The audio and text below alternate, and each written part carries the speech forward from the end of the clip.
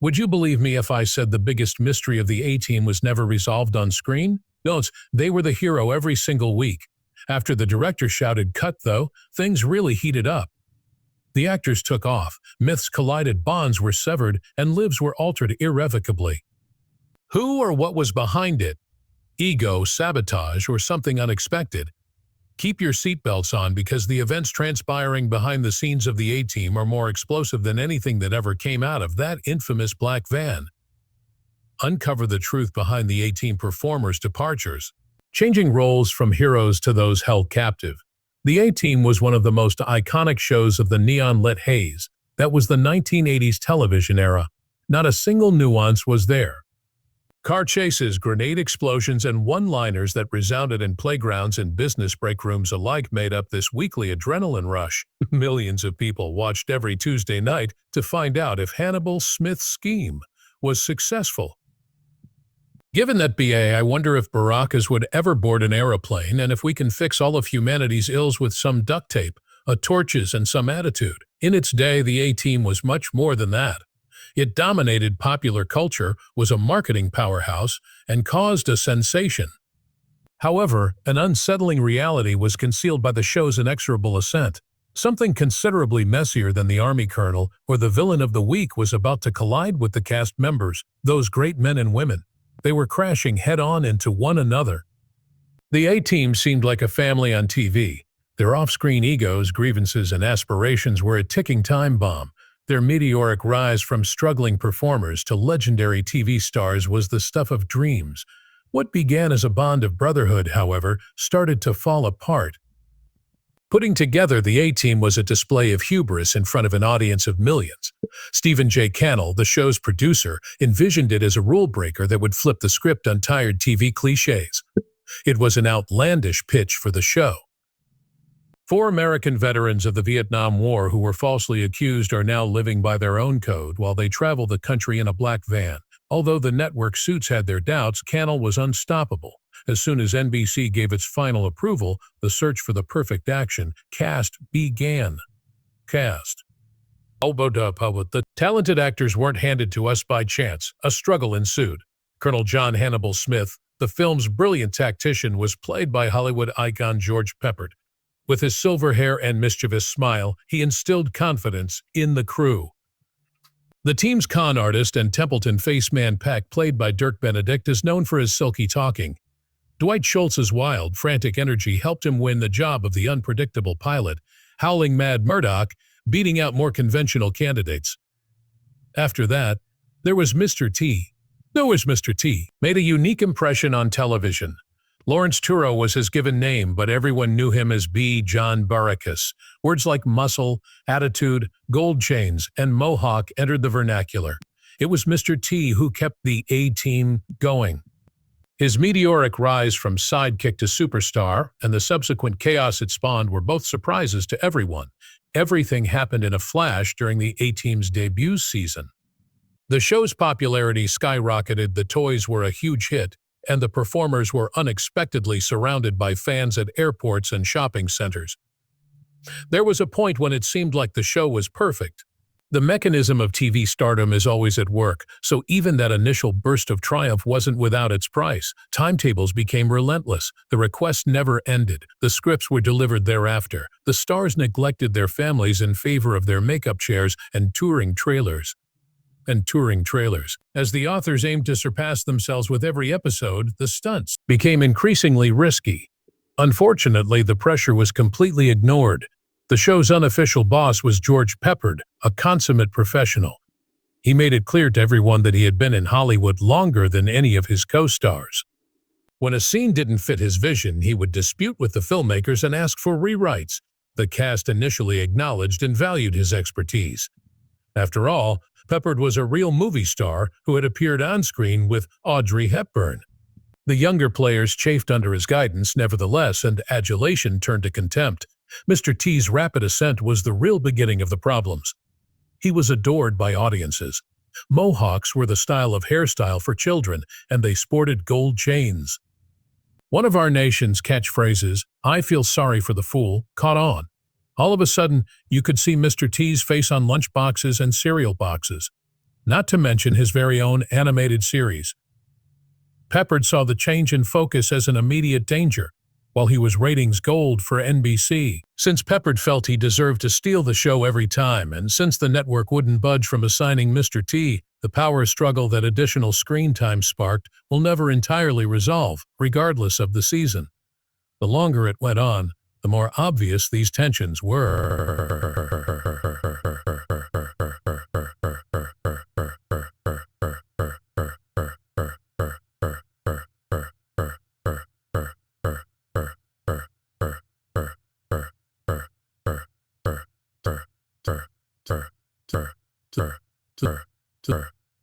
Drove in Mr. T spoke very little, assuming that no cameras were present.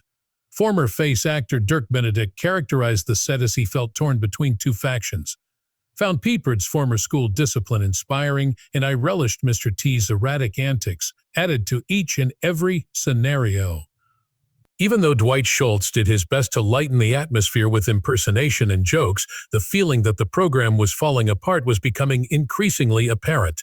As the cast's careers took off, their personal relationships got more knotty behind the scenes.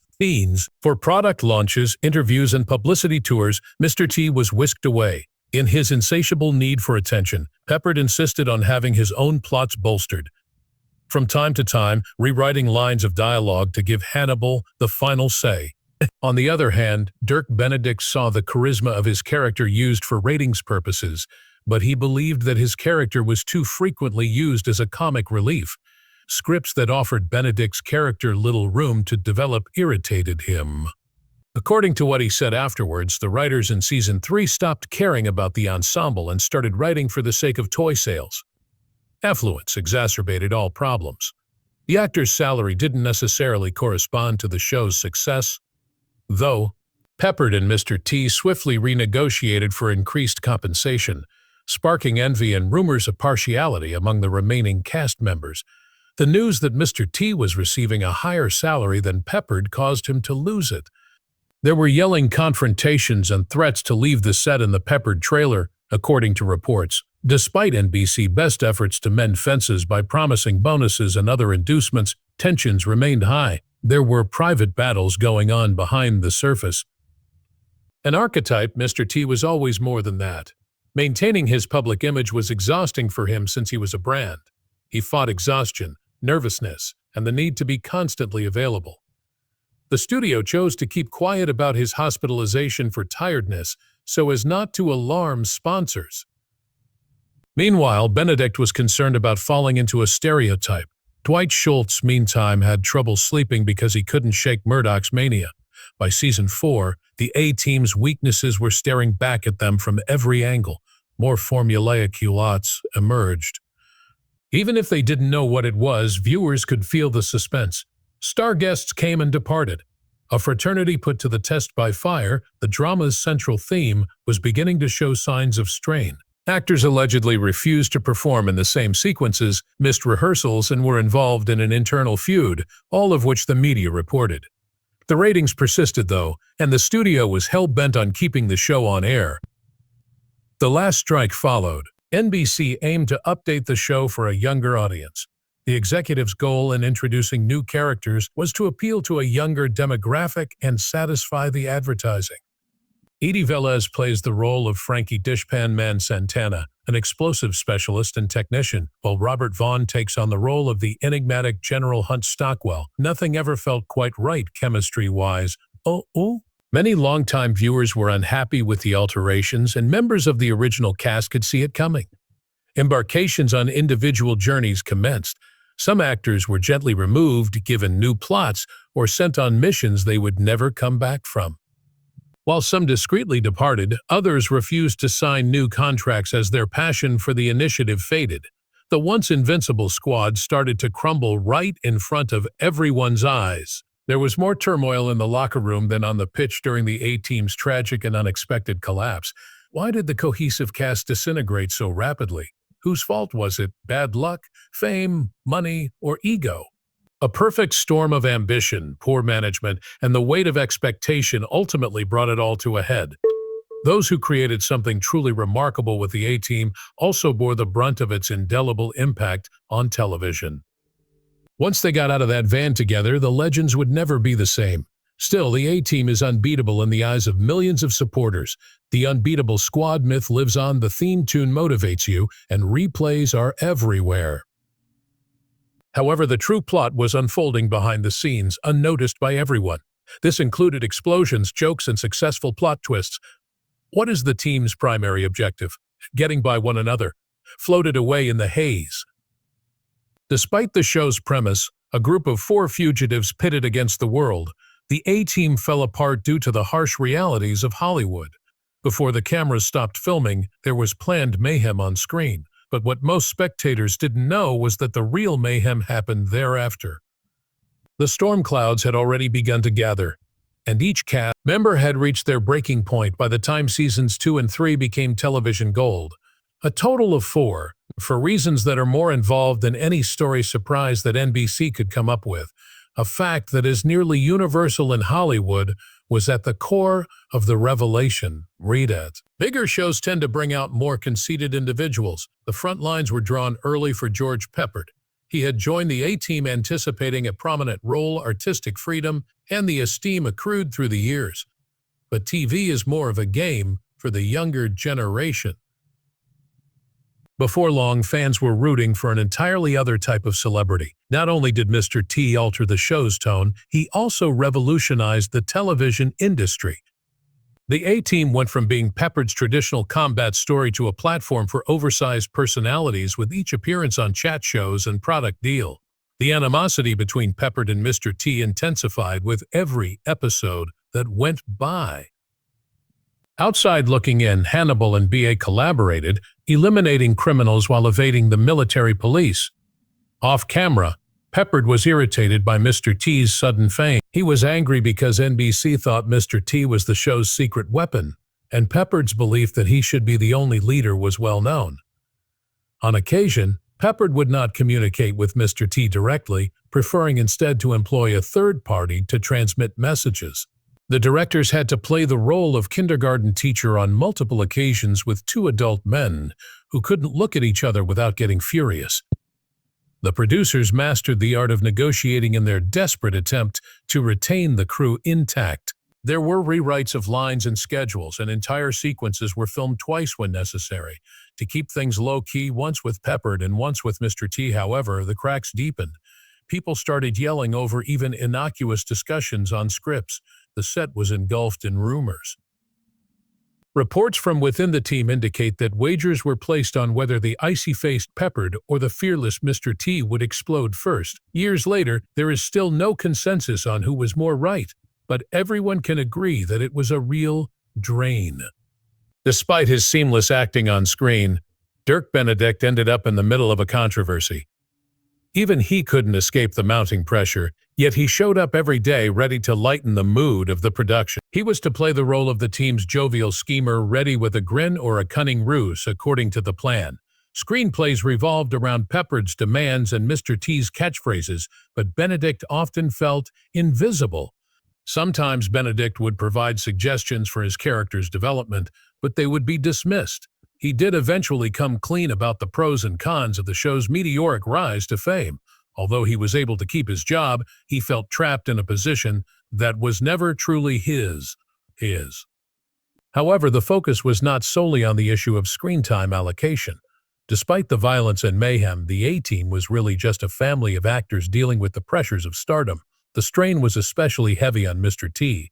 The image he crafted for B.A., strong, unwavering, and courageous, became his shield from the outside world. But notoriety may be a mischievous companion. The little ones adored him. However, grown-ups doubted his acting ability. His larger-than-life character was the target of mockery from journalists, and competing studios made offers he couldn't refuse. Mr. T's potential departure from the show was hinted about for some time. Studio brass were so worried about losing their A-lister that they doted on him with bonuses, benefits, and an excessively heavy job. The constant exertion started to wear them out. It became common for Mr. T to arrive late, and on occasion he would be too tired to even put on his distinctive chains. The workforce learned to expect everyday shocks, and production delays became the new normal. In order to maintain the momentum of the show, producers briefly contemplated using body doubles in action sequences. Still, Mr. T's defiance went down in history as an iconic moment. Despite being sick, exhausted, or injured, he would continue, resolved to never let down the children who looked up to Ba. But saviors had their limits too. The holes in Mr. T's armor started to appear in Season 4. He became more reserved and subdued on set, and according to Benedict, even seemed sad at times. The media spread rumors of burnout and health problems, which led to rampant speculation on his future with the A-Team. Weep with the A-Team. The show's future was uncertain for weeks as fans sent letters and NBC convened emergency meetings. Dwight Schultz, on the other hand, avoided the most intense ego clashes, yet he had to deal with less public and more personal conflicts. So, Schultz was exhausted at the end of each session because to the rigorous nature of the role of Murdoch, which combined physical comedy with emotional vulnerability, Schultz has stated that he felt as though he were juggling two personas, the invention-loving, frantic Murdoch on set and the peace-seeking, contemplative Dwight at home. When the show's schedule ramped up and the script shifted from character-driven to spectacle-driven, the strain seemed like it was building to a breaking point. Then there were the outsiders, the actors who tried out for the A-Team but were eventually demoted because they didn't mesh well with the rest of the cast. Cast as ambitious reporter Amy Allen, Melinda Cooley was originally suggested as the team's fifth member. A new viewpoint, an ally who could outmaneuver the men and complicate the plots, that was Cooley's hope for her character. Reportedly, though, Peppard was not a fan of the prospect of a female lead having to share the limelight. Spoke his mind to everybody who would hear him. Eventually, Cooley's function was diminished due to the frequent disputes. Early in the second season, she was written out with little to no mention of her departure in the tale. Cooley said in subsequent interviews that being on the A-Team taught her about the intense competition on network television. No matter how skilled you are, there may be occasions when you aren't welcome. As the show's star began to wane, NBC brought Eddie Velez on board for the fifth season to play the role of Frankie Santana. The original plan was to have Frankie, a mechanic and explosive specialist, serve as a wild card, injecting new ideas and youthful enthusiasm. Both the original cast and longtime admirers were never completely on board with him. All chemistry had vanished. Not even the writers could figure out how to make Frankie useful to the squad. In subsequent interviews, Vela addressed his feelings of being an outsider and his inability to form the same close bond with his co-stars as the original four had during those heady early years. The once inspiring formula of the show started to backfire at the same time. The A-Team's no-kill policy was well known. The bad guys were never actually wounded, but they were always humiliated and tied up at the end. However, by the late 80s, audiences were seeking stories with a darker, more grounded tone. Magnum P.I. and Miami Vice are two competing series. Were going above and beyond, and the weekly antics of the A-Team began to become stale. The screenplays were updated by the writers, but finding a new rhythm was nearly difficult due to the ongoing cast conflict. Teamwork, which had been unwavering before, had faded into oblivion, substituted by a feeling of disappointment and desperation. Damage control became a masterclass in the last seasons. To restore the show's former glory, NBC instituted rewrites, hired new producers, and orchestrated publicity stunts. Weary and disillusioned, the performers started searching for ways out. After struggling mightily to maintain control of the show, Peppard was now clandestinely requesting new roles through his agency. Mr. T, ever the professional, pretended not to be tired, but eventually let his guard down. Nobody was interested in Dirk Benedict's spin-off ideas despite his best efforts. Dwight Schultz, despite his comedic genius, relegated himself to supporting roles as the show drew to a close. The signs were everywhere, and no one could deny them. Members of the cast and crew started thinking back on the fun times, the wild beginnings when no one believed the program would continue, the conventions where fans waited in queue to get autographs, the joy, mayhem, and friendship that lifted the spirits on the darkest of days. However, the A-Team was unable to maintain its airtime due to nostalgia alone. When the credits rolled, there was no happy ending like in Hollywood. The arguments over ideas or simply burnout that ultimately led to the disbandment of a much-loved TV team, perhaps they were all interrelated. The fact is that the A-Team was one big experiment from the start, lightning in a bottle and a stroke of luck power, a high-wire act. Neither the explosions nor the crazy schemes were the source of the magic. It was in the dynamic between the four individuals who, if only for one instant, gave us faith in fleeing heroes. The A-Team's legacy was sealed as the van came to a final stop and the dust settled. Even though the actors have moved on, the show's legacy lives on in the hearts of its viewers. With the theme tune pumping out adrenaline and repeats playing, we are occasionally reminded of how wild the journey was by the appearance of an old interview or a behind-the-scenes secret. The squad may be long gone, but their legacy will live on. And just when you thought you understood everything, find out what happened to each actor when the lights went out. For the reason that the most surprise turns and fresh starts were yet to come.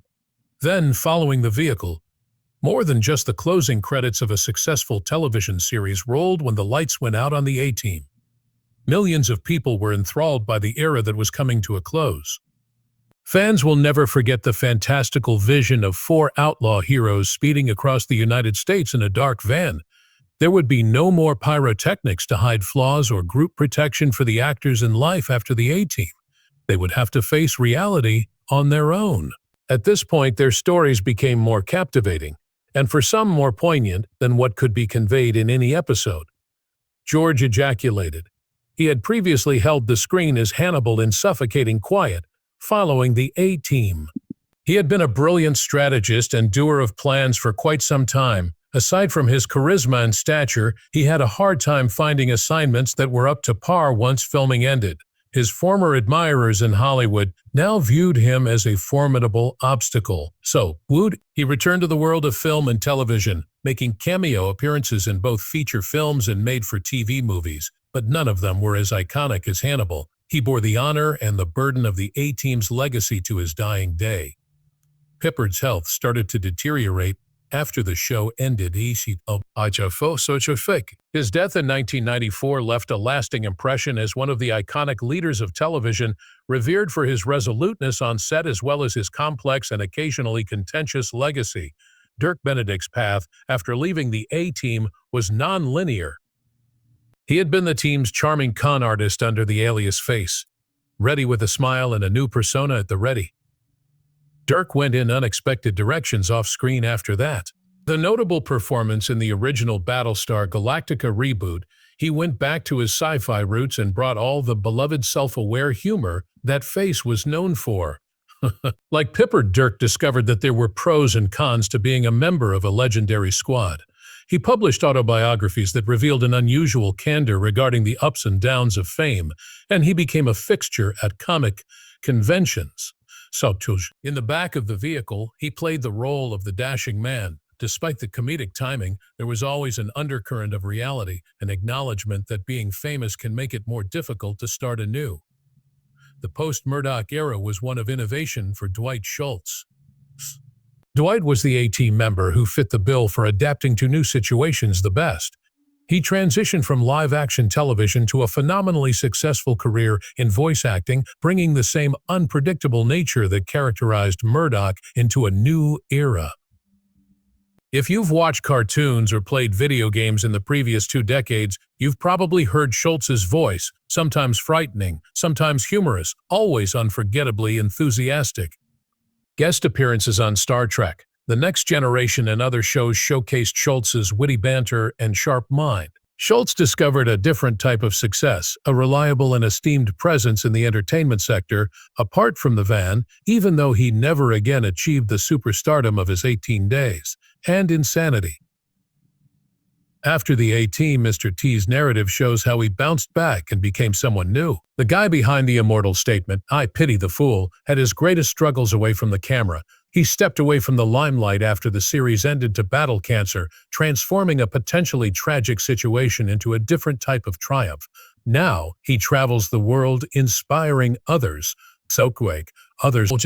reminding individuals of the need of self-confidence, resilience, and selfless service at all times. Commercials, TV advertisements, and even wrestling rings featured Mr. T, who never lost his wit or enjoyment of flamboyant style. He proved, more than anything else, that strength is relative. It's about getting back up after falling down and coming back stronger. The story of Mr. T demonstrates that even the most heroic figures have frailties, and that showing vulnerability is normal and healthy. Edie Veals and Robert Vaughn, two of the Ladderette team members, had their own unique challenges. Hollywood veteran Vaughn added weight to the series last season, but he was never able to establish the same kind of connection with viewers as the first four. Playing Frankie Santana, Edie Veals learned firsthand the difficulties of becoming a legend. He kept performing and had a decent career, but he was always in the spotlight due to the show's glory days. Melinda Cooley, who played Amy Allen, proved that sometimes one door may open a dozen others when she transformed her early exit into a fresh beginning by pivoting to writing, producing, and even painting. On set and in the years after, the A-Team's story was as dramatic as it sounded. However, the impact extends beyond strained relationships and the machinations of Hollywood. What matters is how, once the credits rolled, each actor discovered their own unique journey. Few overcame genuine hardship, while others sought out new occupations or found solace in more sedate activities.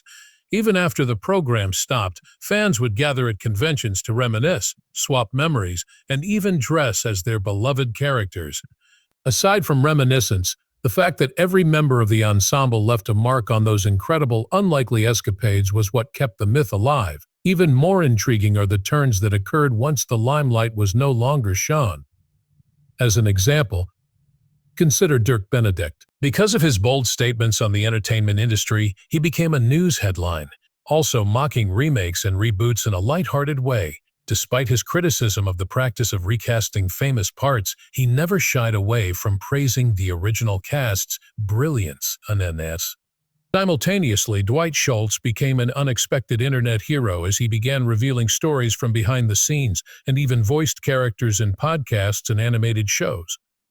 The actors' real lives became more like the A-Team than their on-screen identities, and they all managed to retain some of the show's irreverence and chaos. The mysteries become a part of the mythology for the enthusiasts. Did Peppard actually act as tough when he wasn't on screen? After hostilities subsided, did Mr. T and the other actors ever make amends?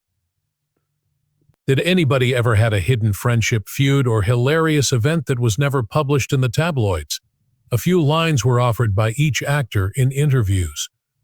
There was a humorous anecdote here and a sincere expression of grief there, but the reality was more nuanced with layers of shared history, appreciation, and regret. Time healed even the worst wounds, and everyone in the cast acknowledged longing for the anarchy, the friendship, and the wild enchantment that come from a show's ability to influence popular culture. The true surprise, though, is the show's continued development in the years following its conclusion. The A-Team didn't die out because to syndication, reruns, and streaming, it gained a whole new audience.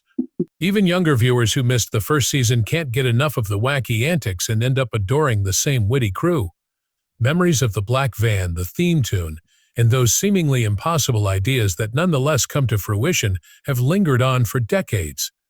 At conventions, the cast would sometimes regroup, hug, tell stories, and laugh at the crazy journey that brought them together.